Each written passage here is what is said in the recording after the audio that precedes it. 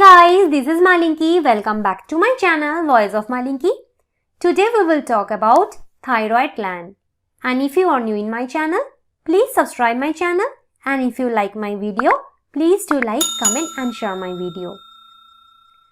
So thyroid gland is located in front of neck.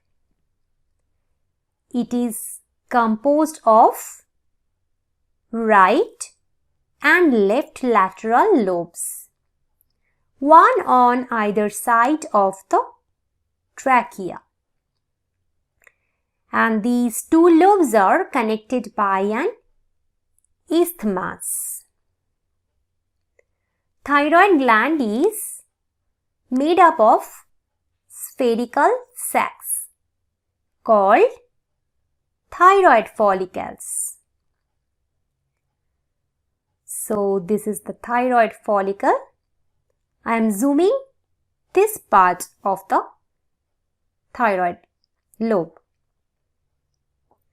So thyroid follicle consists of an internal space that is called lumen. So this is the lumen that is surrounded by a wall. There are two types of cells in the wall of thyroid follicle: follicular cells and parafollicular cells. Parafollicular cells and follicular cells are found in the wall of the thyroid follicle. The follicular cells produce two hormones, thyroxine or T4, that is also called tetraiodothyronine, and T3 or triiodothyronine. So tetraiodothyronine contains 4 atoms of iodine and triiodothyronine contains 3 atoms of iodine. T3 and T4 together are also known as thyroid hormones. Parafollicular cells produce the hormone calcitonin or CT, and thyroid follicle also contains a basement membrane that surrounds each follicle. So this is the basement membrane. Now we will talk about synthesis and secretion of T3 and T4. So this is the blood capillary we can see here, and this is the follicular cell. So now we know what are follicular cells. So follicular cell, it traps iodine ions I- from the blood into the cytosol. So this is the iodine trapping.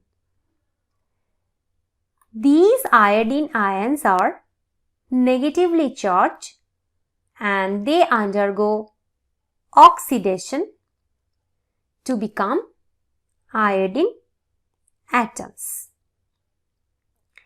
As the iodine atoms are being synthesized, that means iodine ions are oxidized, then they pass through the membrane into the lumen of the follicle. So iodine atoms pass through the membrane and enter lumen of the follicle. Follicular cells also synthesize thyroglobulin or TGB. So these proteins are synthesized in the rough endoplasmic reticulum of follicular cells. These proteins are modified in the Golgi body complex and packaged into secretory vesicles. The vesicles then undergo exocytosis, which releases TGB outside the cell in the lumen of the thyroid gland. The amino acid tyrosine in TGB, you can see this is the TGB, and tyrosine amino acids are present in TGB. So those tyrosines become iodinated because iodine atoms are there in the lumen. So by using those iodine atoms, the tyrosine molecules in TGB, they will become iodinated.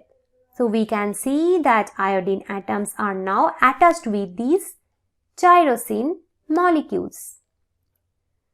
Binding of one iodine atom to a tyrosine molecule yields monoiodotyrosine or T1. So this is the T1 where only one iodine atom is attached. And binding of two iodine atoms to a tyrosine molecule produces diiodotyrosine or T2. So this is T2 where two iodine atoms are attached with the tyrosine molecule. Now, two T2 molecules join to form T4. Here we can see because two T2 molecules are joining here. And one T2 and one T1 molecules join to form T3. So here one T1 and one T2 molecules join to form T3. The TGB with attached iodine is stored in the lumen and it is called colloid. These colloids re-enter follicular cells by pinocytosis and merge with lysosomes. Digestive enzymes in the lysosomes break down TGB, cleaving of molecules of T3 and T4. Because T3 and T4 are lipid soluble, they diffuse through the plasma membrane into interstitial fluid and then finally into the blood. And then T3 and T4 will transport through the blood capillary toward the target tissue.